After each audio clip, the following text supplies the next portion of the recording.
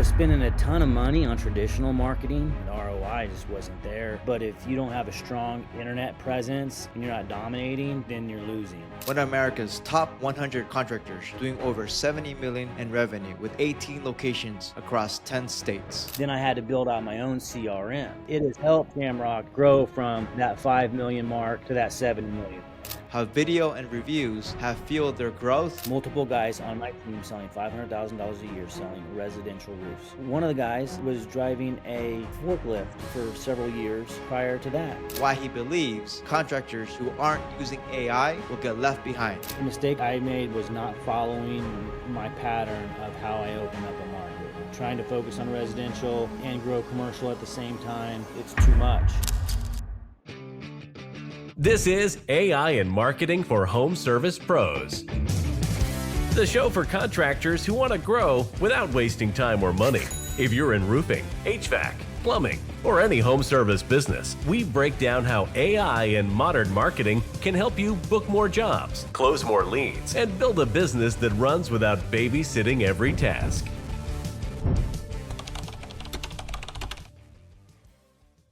Five years ago, Garen Armstrong was running a $5 million roof company. Today, he's the CEO of Shamrock Roofing Construction, one of America's top 100 contractors doing over 70 million in revenue with 18 locations across 10 states. This isn't a story about scaling fast. It's also personal. Garen is a heart transplant survivor whose journey transformed him into a servant leader, building Shamrock's culture on loyalty, faith, and opportunity. That foundation has created not only a thriving company, but also life-changing careers for the people on his team. In this episode, Garen and I dive into how Shamrock invests in marketing and branding, from Google Ads and LSA and reviews to building an in-house team that controls the whole ecosystem. We talk about why he spends 3 months marketing before opening a new location, how video and reviews have fueled their growth, and why he believes contractors who aren't using AI will get left behind. You'll hear how Shamrock's Trussi.ai and CRM and call center technology are saving hundreds of thousands a year, speeding up decisions, and reshaping the way roofing companies operate. Whether you're doing 2 million and dreaming of regional growth, or you want to understand how AI is already changing the roofing game, this conversation is packed with insights you can use right now. Let's jump right in. Hey, Garen, it's Armstrong. Welcome to the show. How's it going? Great, Mauricio. It's great to see you.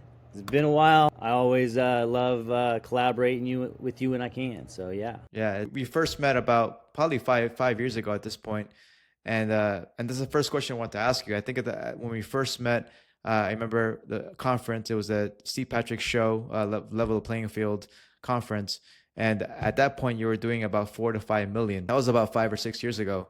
And now, right, you built Shamrock into a top 100 contractor doing over 70 million, 18 locations across 10 states. My first question is, for contractors starting at that point where you once were, what's the first lesson in scaling they want to share? Surround yourself with loyal people. The roofing industry is very cutthroat. You got to make sure that you have loyal people and pay them well, and just let them know. The main thing is culture, and let them know there's a part of something big. They were around me when I was having a heart transplant, and so that naturally built everybody together and created this amazing culture. So that's the answer to that question. But that can go into, we were sitting at Steve Patrick's shows, and you and I were sitting in the last row geeking out, looking at behind Google and the back end and everything, and really done a lot since then and technologies came a lot since then. So we'd love to drill down on that. Yeah, exactly. So I remember the first thing you were one of the first contractors back then, right, that was actually looking behind the scenes on your Google actual ads platform, right? And you wanted to know how it worked, right? You want to know how it worked, which was very unusual, right? Like, I think most contractors are not like that. They don't want to know how it worked. They just want to see, hey, I want to see if this works or not. And you took an early interest in digital marketing, right? So that's the first thing, basically. So you were one of the first few advocates that really were interested back then in Google and advertising and all that. Can you talk more about that? Yeah, well, I was spending a ton of money on traditional marketing, and it was just dying. The ROI just wasn't there. the internet marketing was, and I wanted to see how it was working. You worked for so many different people in so many different markets. I'm in the Central Plains, in Kansas City, and spread out throughout, all these markets. But was very curious on keywords in each market, how that worked, how we set them up, how set negative keywords up, all of those types of things as well, because keywords that you don't want to hit can ruin your budget very fast. And so those were some things that I was looking at, and how we could win. Internet is where it's going. I mean, we started knocking doors, we still knock doors. There's nothing wrong with knocking doors, but if you don't have a strong internet presence and you're not dominating, then you're losing. And so that's why we really focused on the internet a lot. And we were building Shamrock for the long term. So we wanted it to be around online presence. And then also we wanted to build our own CRM to control our own ecosystem. Because we've been through Job Nimbus and it was buggy, and we've been through AccuLinks, and we're on AccuLinks, and it's clunky. And there aren't a lot of options. Service Titan is trying to get into the game. They have a long way to go. Right now, it's just all marketing and vaporware for the roofing sector. And I don't know how fast they can catch up. We built a CRM, Trussi.ai, 4 years ago with this anticipation, and really what it was meant to be was it was supposed to sit on a CRM with AccuLinks. Then we was pulling a bunch of data calls from AccuLinks, and AccuLinks got mad. Their executives called us up and said, "Hey, look, we're going to shut you off AccuLinks if you keep pulling all these data calls." So we're like, okay, we will. But what it was meant to do was be able to sit on our website, different than Roofle, right? Roofle's like, here's your cost of your pull an aerial measurement. Here's what the cost of your roof is based on services. What we're building was something that in this geography, like for flight reservation, you want the right flight with the right seat, with the right view, with the right hotel, and the right transportation once you get there. Ours are the same thing, like a reservation, but a booking engine for e-commerce booking engine for roofs, so that you can book the right roofing system for your geography and weather that you're in, at the right time of the season, so you're not doing it in scorching 100-degree weather or negative temperatures, with the right crews. And I was able to come with that idea and fulfill that idea out because I had 18 markets. I was able to fulfill it. It's hard to fulfill that type of vision with just a one market. And so that's what the original plan was behind that, then to sit on top of AccuLinks. Well, then once AccuLinks pulled the plug on me on that, then I had to build out my own CRM. 4 years ago, AI was not really much. It was a whole lot different, and so it's came so far along the way, with AI agents and all of these things. And so it's been very eye-opening and, just great to be able to been in that journey, 5-7 years ago, and be in it and grow it and watch it, because it has helped Shamrock grow from that 5 million mark to that 70 million mark. Yeah. And you talked about, so basically the Trussi.ai originally was meant to be built on top of AccuLinks. Then obviously they made a switch where you can build it on top for whatever reasons they couldn't pull the data. And now you're saying it's connecting not only the weather patterns, but also to the crews, right? That's kind of the big thing. It's like, obviously, like roofing is weather dependent. Can you talk more about how to integrate one with the other? Yeah, so weather.io, APIs, pulling that in, which is basically pulling in NOAA, as well as then the crews in that area, right? And so if a storm rolls in, you're also thinking about procurement of material. So then I need to hurry up, and currently I keep my finger on the pulse and call my top suppliers. Hey, I need 20 trucks to get moved into Des Moines. They just had a storm. Now it's predicting, hey, these many roofs got damaged. Based upon your leads, based upon your conversion, you're going to be needing this many trucks, you're going to be needing this many crews, so that it's scalable, it's controlled, and it's mapped out. It's using the data that has existing to predict based on the weather data, right? It's taking that data to assist with the actual supply and the materials, right? Which is very important. Yes. Okay. So that we don't get in a situation like in 2000 where we couldn't even get material. It was all on allocation. There was a crazy storm, and their little homes with roofs blown off and we couldn't get them tarped.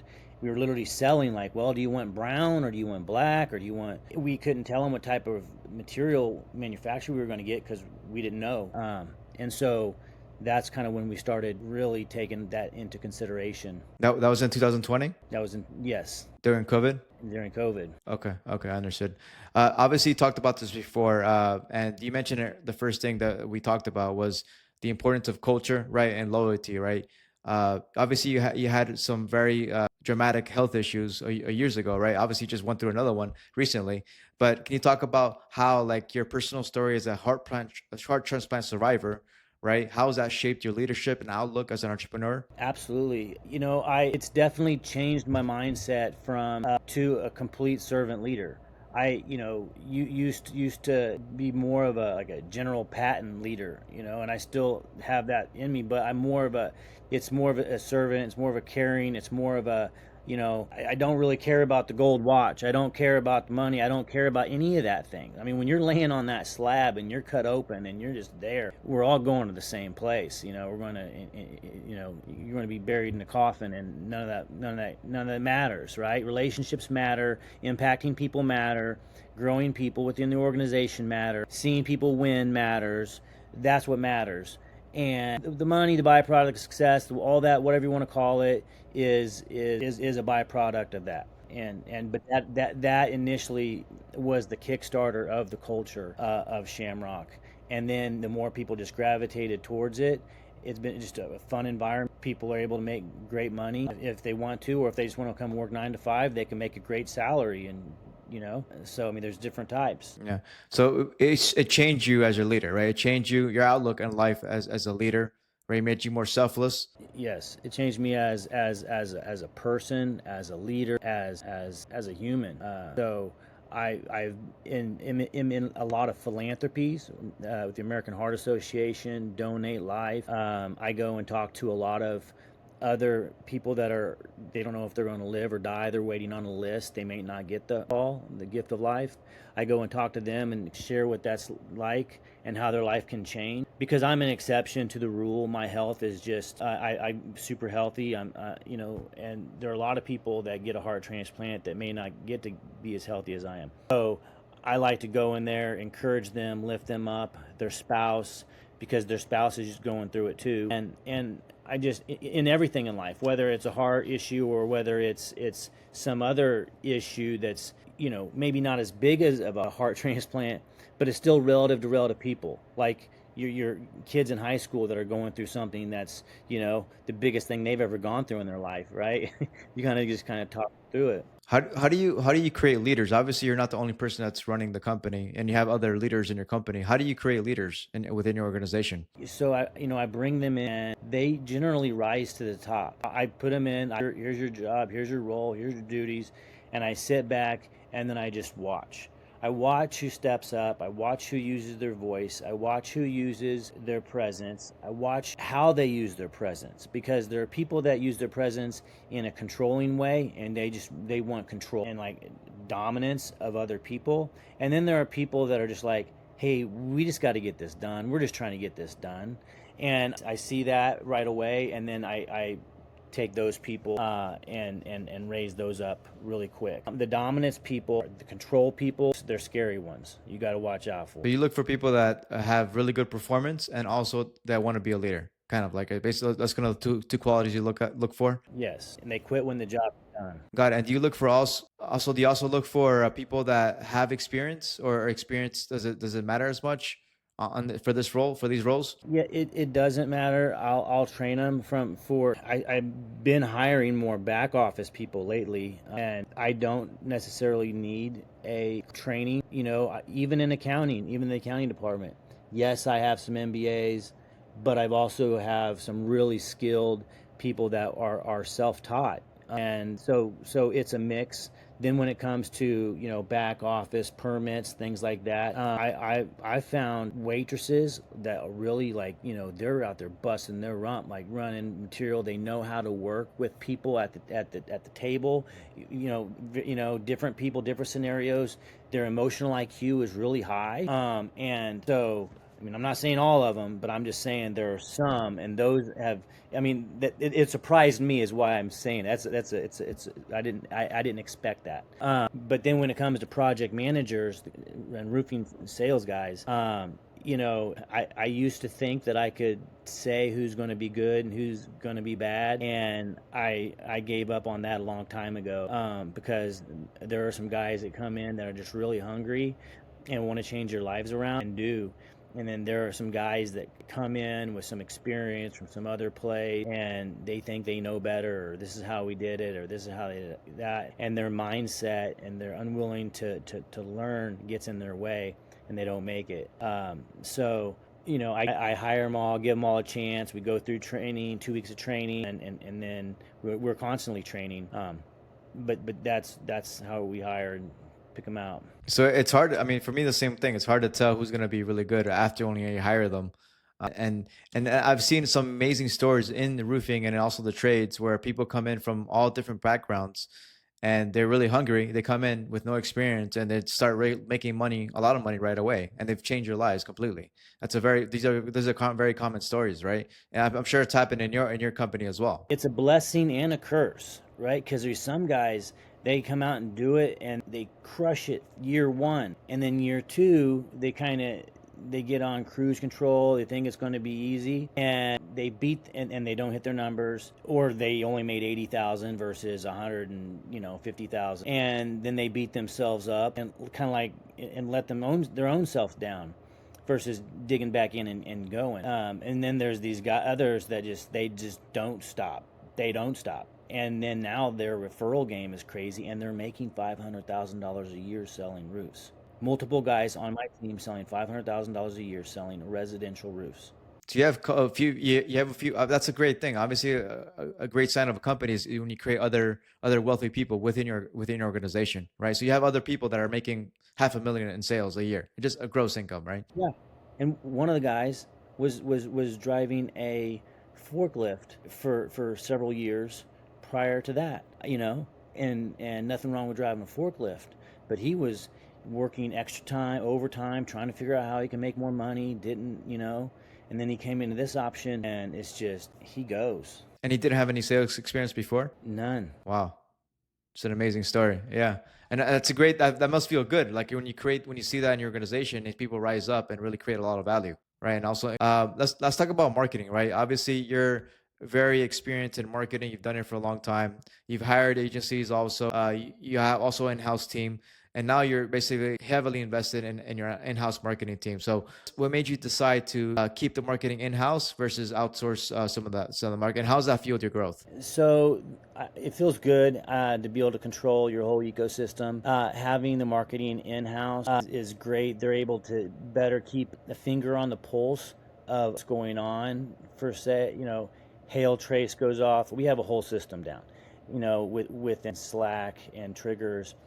Hail trace goes off. We get our messages. Maps pop up. We're pulling maps. We're starting the marketing campaigns. Campaign goes off. We're increasing the budgets immediately. We have our own set of ad sets ready to roll out, and we've got an amazing call center team here that takes the calls, set the leads, and they're rocking and rolling. That's how the marketing team is set up. It is just really, by us being all together, it helps. Because one thing when you're dealing with a marketing agency, they're off-site, they got multiple clients. We don't know what level of knowledge each one of those clients are at. So they're busy with a lot of different things to be able to be immersed in your markets and your marketing. I know a lot of marketing agencies, they're getting bugged by the entry-level marketing people that it is a lot of money to start up. And they're thinking it's a magic pill, that they're going to get all these leads, and it's not. It's a consistent investment, and they got to be prepared for that.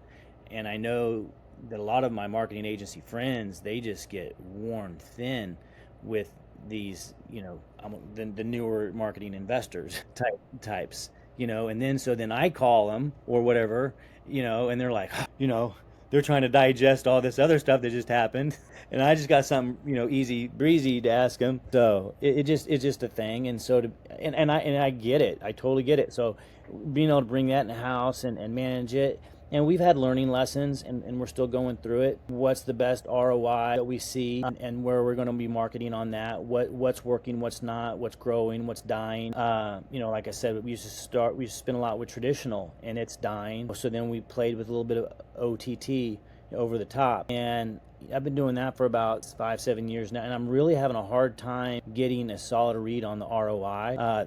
The best ROI that I'm getting right now is still is the PPC, the LSA ads that we're running, and yeah, those are the best ROI that we're getting. And can you talk more about your org chart and for the marketing team? Obviously, like who do you have in your house? What positions did you fill? Yes, so we have a videographer who's been with us for a while, and since that and he was our media buyer, so we had our own agency at that, and so he sees the role. He's pivoting, helping with the social media, bringing it all together. We used to have a page for every market. We're going to be consolidating all those pages to just one page at this point. It's overkill with 18 pages. It's just and then the AI automation that we use. We have our own in-house developers, like full stack developers, who are creating really cool universal within Slack, right? So if you have asked it a question, tell me about decking or sheathing requirements on a build. Boom, it'll pop up the information right there based off all the videos, all the information that Shamrock had over the years, and we put in there. And so, we have 300 people with a Slack, phone in their hand. So when they're out in the field, they're able to just pick up, what's the best sales pitch, and you'll see people, with a pitch, and you'll see other people role playing. There's just different forms of media that it pops up. But that's one form of AI that we've used. I just wanted to kind of sprinkle that in there with the AI marketing thing. But also, to go back to the social media, we are also using some AI sequences, right, that can also pull out images from our Slack channels. With 18 markets, each market has their own channel, and they're all taking pictures, they're all doing this, they're all taking roofies, they're all doing, and you'll ask it to say, hey, give me a great picture from the Omaha Slack channel. Write something informative for DIY enthusiasts on your posts. And then it'll take that and post that automatically right out of the Slack channel into whichever social channel that you like. So that's been very cool. We had 3 other marketers that were managing social media, but the way these tools are working, it's don't get me wrong, the other people, and I'm like all about people, but it's making so many more posts, so much more things than the 3 people could, so yeah. Yeah, you sped up the process, right? So you have 18 Slack channels, and what you're doing, you built a tool that allows you to create localized content for each channel, and that's obviously helps you with your SEO, with your local actual marketing, right? Because you're basically a local provider, right? You're a local provider in 18 locations, and that's kind of what it looks like, right? Let's talk more. Like, I want to go back to, like you said, obviously you have a media buyer, right? That's also a videographer. What other positions do you have? I think you're working with the SEO company before. I don't know if that's the same person inside. I think his name was Sean, right? Shay, right? Yeah. And his son Ezekiel, and they're both great. They are they're in-house, but they live in Florida, right? But we've worked, they're embedded in with us, and so, but then our developers are here, so, and everybody else is here. The only 2 that are there are Shay and Ezekiel, and so the developers are here. Ezekiel is in Florida on Zoom, on Slack, available, dealing with our Google representatives, are everybody that we're marketing with, and then there's some one-offs too that I think that have done well, but this also goes back to, are they thriving, are they dying? And that's apps like Nextdoor. We try to add, there are some little nuggets here and there that we've found along the way, but we kiss a lot of frogs, wasted a lot of money trying to find those nuggets. Yeah. So you said Google and LSA, Google Ads and LSA are sort of your single best source of leads. How much are you currently like average? How much are you currently spending per month on average? We got it down now to $150,000 a month. We were spending upwards up to 300,000, which was just wasteful. We were getting a lot of leads, and we weren't able to actually run all the leads. Right, and even now I'm sitting on 8,000 dead leads in 5 months. Well, why are they so the next campaign is following up on the 8,000 dead leads and get them through that program, right? Were they denied? Was it a first time denial by insurance? Was it they weren't ready to buy the roof? I mean, that's a lot of low hanging fruit right there. That's my number one target, in this ever evolving business that keeps me on my toes. Yeah. And one thing with you, obviously, that you have to understand that you have 18 locations, and I believe how many Google Business profiles you guys have? You have like 18 probably. About 18, yes. Okay, and then you have thousands of reviews. I mean, I think Kansas City has over 1,000 reviews alone, right? So you have thousands of reviews, and that's why it's so effective, that marketing, because you have a ton of reviews. That's very important, right? Can you talk about how important local reviews for your business, how important they are? It's so important that we give quick classes on it. We tell them, hey, they need a picture, they need a name of the project manager. And now the project managers are literally like, they're making sure that their name gets dropped, because we have people call in and they ask for Grant, they ask for Jeremiah, they ask for whomever, because they're reading the reviews. I mean, if they're going through 1,000 reviews and they single out Jeremiah, or they single out Grant, or they single out whomever, I mean, that's really, if that's not a telltale sign of how important reviews, I don't know what is. And they're wanting them to run their leads. So you go the extra mile. Like you actually have classes and SOPs on how to get reviews, and also you make the customers even create pictures, right? Even that process. So that's the extra mile, because most people I know, they just leave a review without even including the picture, right? So you actually have that. Okay, that's awesome. That's really cool. That's really cool. Obviously, like one of the things that you've done that's unique, you've opened 18 locations. We talked about this last time. You said one of the unique things you do before you open a location is you spend 3 months marketing before you open the doors. Can you talk about that, how you do that for the launch period and why it matters so much? Yes, initially right away, we do a couple things. We pull a competition analysis where it's at. We pull the homes, age of homes. We then start marketing where we're going, and recruiting at the same time. So our marketing's going on, our recruiting's going on.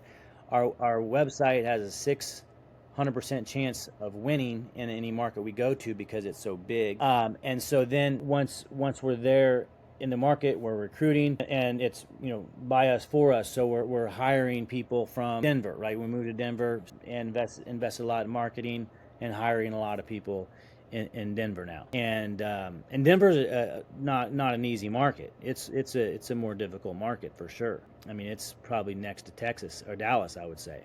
Yeah, it's very competitive.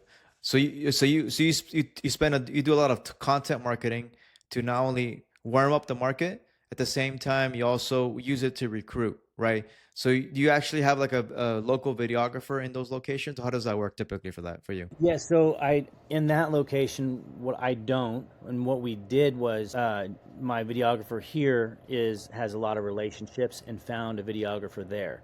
So for example, we're also big in the community, like we talked about the philanthropy for the heart stuff, because we've also been giving roofs away to veterans and first responders and teachers, as well as away to veterans and first responders. And it started out with cars from 25 years ago. I met a guy with Cars for Heroes, and it's really taken off, and it's like on a national thing now at this level. And I'm vice president. I learned a lot, and I said, well, if we can do this for cars, I can do it for roofs. And so we started doing this Roofs for Heroes, finding veterans, first responders, people in need, people that don't ask, and we're able to help them with the roof. So we go out there right away and we help them. A lot of times you hear these stories on a news article about how some roofer ripped somebody off. We'll be the first one to call them and say, hey, let us know how we can come in there and fix their roof for them. We want to clean up the reputation for roofers. And there's a lot of good roofers out there, despite very few very bad ones. Yeah. So you use the opportunity to create PR, right? And then you also use sponsorships, and you also sponsor philanthropy events to create that kind of like marketing approach for the new market, right? That's kind of how you do that. And then also how do you recruit people to your team? If you're how do you position, how do you market to your employees that you want to recruit, or what do you say to them? Yeah, so we hire from within, we grow from within, and we're a family company. I've still self-funded this to today, as the number 39th. I don't know, maybe top 15 residential, top 10. I'm not sure, but heavy is the head that wears the crown, right? But what we do is we recruit from within. So we have a phenomenal project manager, and he may want to be a branch manager. We can move him up to be a branch manager. And with all these different markets, it gives them even more opportunity to go and spread their wings and open into a new territory. So we just had one of our best guys in Lee Summit go to Springs, and he's branch manager in Colorado Springs and absolutely crushing it. And he's just a servant leader, and he will be, and he's doing phenomenal.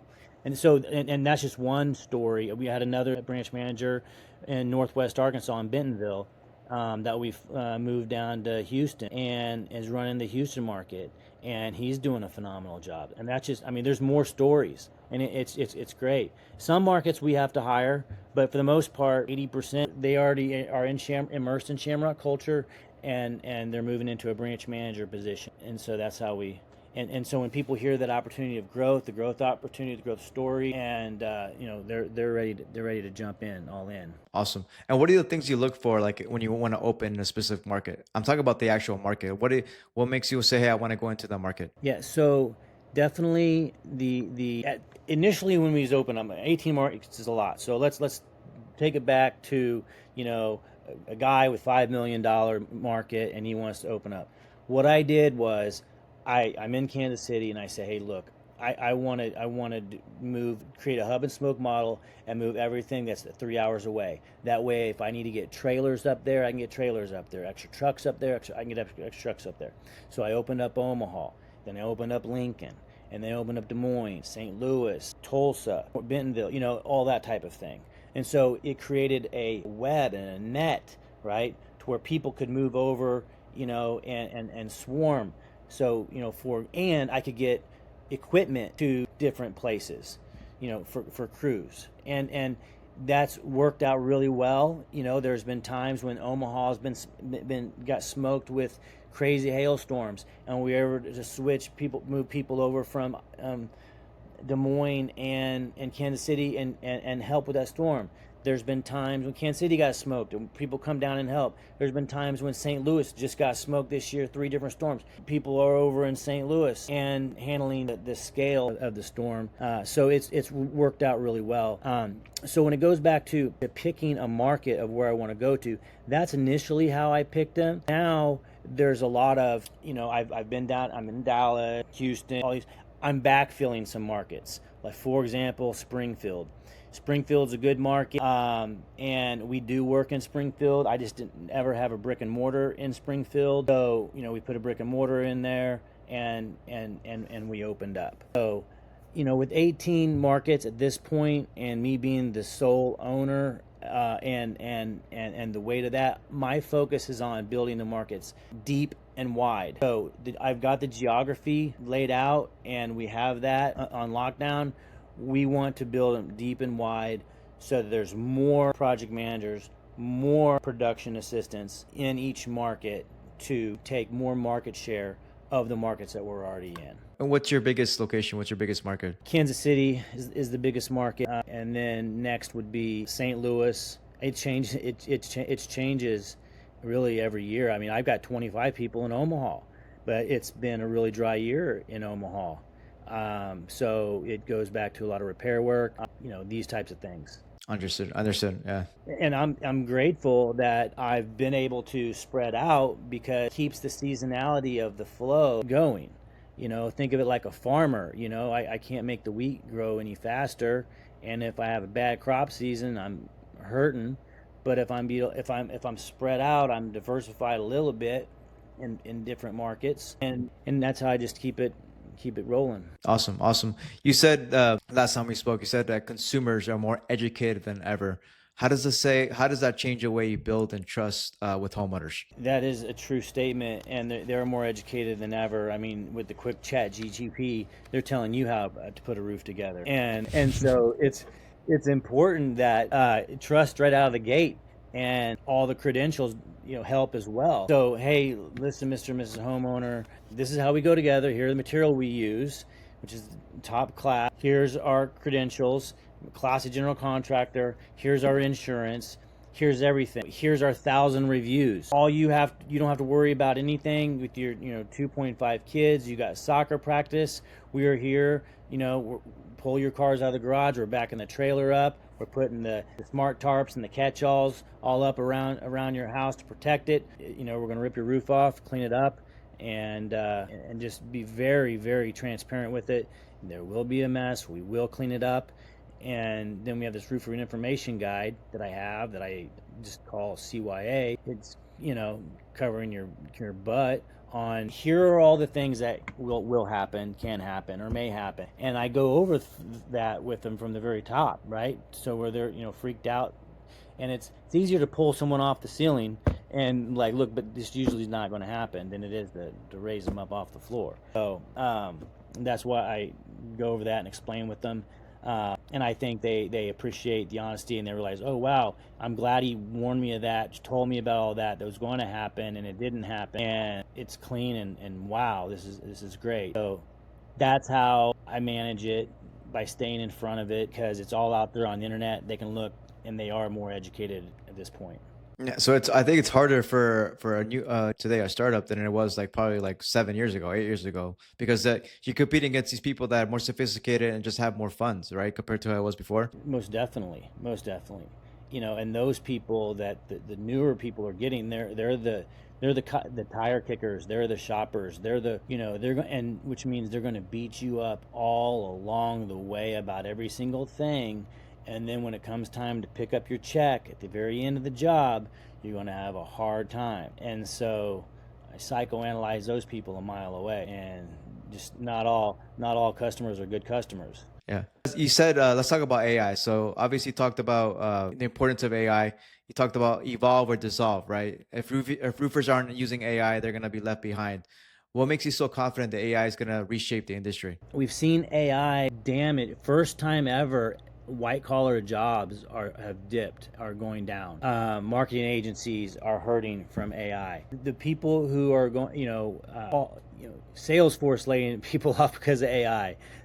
So people who are not going to be affected as bad are laborers in home service, people who still have to have hands on wrenches, hammers, these types of things. Where it helps the organization is in the administrative part of things, in the customer care part of things, in the logistics part of things, just to name a few. Obviously the marketing, and reviews, automatic send out, follow-up requesting reviews, how's that's done.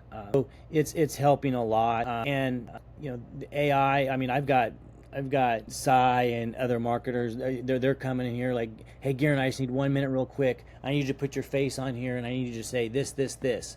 And I put it on there, and then they're doing something. Somebody else comes in, he goes, Garen, I need just a voice sample. I do a voice sample, and the next thing you know, he made a song, some jingle with me, And so, and I'm just like here trying, taking care of the bills, and all this stuff's getting popped out. Yeah. So you use it for customer service, right? It's one thing. Back office, right? Logistics, right? With your equipment. So those are things that you mainly use it for. And you talked about this last time. Also, content marketing, right? With you said last time we spoke that it saved you over 150K a year. Can you talk more about that? How that happened? Yeah, just 3 people in salaries putting out some content. Yes, they're making original content. Yes, it's cute. Am I getting followers? Am I getting leads? Don't know. I'm sitting on 2 terabytes of evergreen data of me in the past talking about DIY, do it yourself, home improvement tips. That's also available. and I'm always making new content. But by that being able to save it, and by using a nugget, and I was just going to tell you, NAIO is great, lining everything up. I mean, I shared it. It's what I use. I don't know if anybody else will or won't. Don't But there, you asked. There's that nugget that we were able to use a lot, tying everything to Zapier. But the marketing is by us having that lined out, by it being able to pull the images out of Slack, which with 18 Slack channels, everyone's posting pictures, content's rich. They're pulling real-time, fresh content out, putting an image in there, and then posting on the regular, or however many times we wanted to post. So that's how that was able to save that. There is still a need for I mean, it eliminates that $150,000, but there's still need of marketers. So when I'm throwing a golf event for charity event, there's people there working in the tent. There's people there videoing. AI can't replace that, but yet anyway. But those are some things. But AI has just been able to help with a lot. Yeah. So obviously you basically use AI to create content instead of you had three people that were doing that before you, and that saved you money, which is made you more profitable, right? At the end of the day, that's good. It's unfortunate that happens, but that's part of like the revolution. Obviously, it's kind of like how things have changed with AI and how it's making things more efficient, especially if you're a business owner, right? So obviously you have a lot of lead flow, inflow, right? And you're using AI for the call center, right? So let's talk about that. So you have 8 reps, right? You told me last time 8 reps on your call center. Why did you bring that function in-house versus outsourcing? So first it was just a couple receptionists, and the couple receptionists, they were receptionists. They don't know roofing.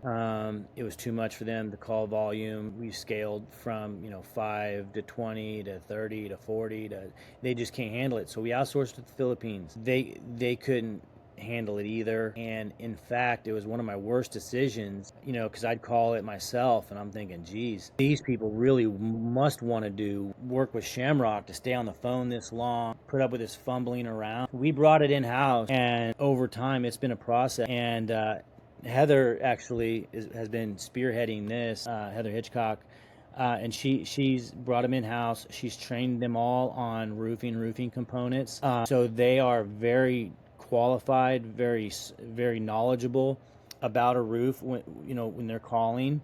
So now I have 8 very knowledgeable, qualified receptionists.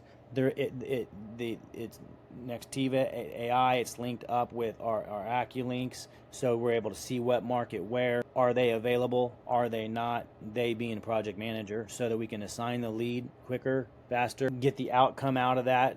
So we can get the ROI out of it faster. So that speeding up has been phenomenal.